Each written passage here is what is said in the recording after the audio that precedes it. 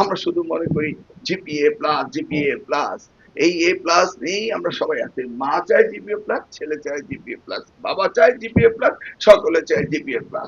এটা নিয়ে ট্রোল হচ্ছে সারাক্ষণ। একবারও বাপ মা জানতে চায় না যে আমার ছেলে মেয়ে সৃজনশীল শিক্ষায় কতটা শিখলো, সেই বিষয়টি কেউ জানতে চায় না। সেই জন্য আমাদের একাডেমিকের ভিতরে প্রজেক্ট ওরিয়েন্টেড একাডেমিক এইগুলোকে আমাদের চেঞ্জ আনতেই হবে, এর কোনো বিকল্প নাই। স্পোর্টস থাকতে হবে, ফ্যামিলি ভ্যালুস, রিলিজিয়াস ভ্যালুস থাকতে হবে। আমাদের ভ্যালুসের অভাব হয়ে গিয়েছে। আমাদের কালচারাল সেক্টরে আমরা অনেক পিছিয়ে যাচ্ছি, রিলিজিয়াস সেক্টরে আমরা কোনো ভ্যালুস দিচ্ছি না। This are the main item আমাদের করতে হবে।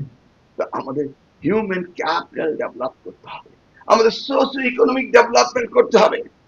সেই জায়গায় আমাদের মানব সম্পদকে কাজে লাগাতে হবে, এবং কাজে লাগাতে হলে সবচেয়ে বেশি উত্তম শুধু হায়ার এডুকেশন না, তার সাথে টেকনিক্যাল ভোকেশনাল এডুকেশনের প্রয়োজন রয়েছে। এই জন্য মাননীয় প্রধানমন্ত্রী টিবেটকে এবার সবচেয়ে বেশি গুরুত্ব দিয়েছেন। সেই সেক্টরে তিনি 18,000 কোটি টাকা বাজেট দিয়েছেন। কারণ আমাদের দেশে এই সম্পদকে এক্সপ্লোর করতে হবে, আমাদের ম্যাক্সিমাম ইউজ করতে হবে, অপটিমাম ইউজেস করতে হবে। সেটি হচ্ছে ওনার প্ল্যান, ওনার ভিশন। দেখুন, আমাদের দেশ থেকে hundreds of millions of peoples expected হিসেবে বিদেশে যাচ্ছে।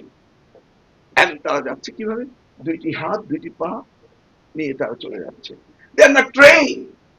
আজকে সেই যে আমরা ট্রেন করতে পারি, আমরা যদি তাদেরকে এই এডুকেশনাল ডেভেলপমেন্টের ভিতরে আনতে পারি, তাহলে হিউম্যান ক্যাপিটাল ডেভেলপড হবে।